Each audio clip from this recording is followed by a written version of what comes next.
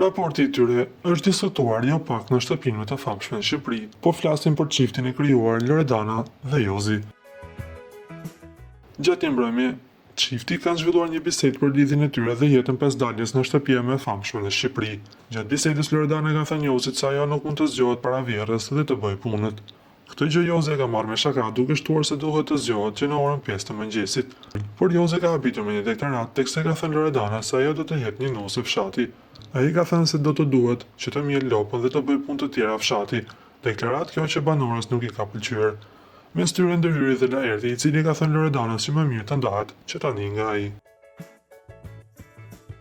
Unë vin nga fshati zemra ime, unë vin nga një fshat i madh, por jetoj në Tiranë. Kam vite që jam jashtë shtetit, por ti do të vish nusën në fshat zemra ime. Tani nusë e fshati do bësh si të them unë, deklaroi Jozi, ku dukej se kishte komplet në formatin e shakas. Unë ditë që ras të bëj kafe, të shtroj tavolinën dhe të gëtuaj, por për gjërat e tjera të më thuash mua që të zgjohem para vjerrës, çfarë janë të tjerat, të harroni. Ju përgjigj Loredana, teksa e mori shumë seriozisht këtë bisedë mes tyre.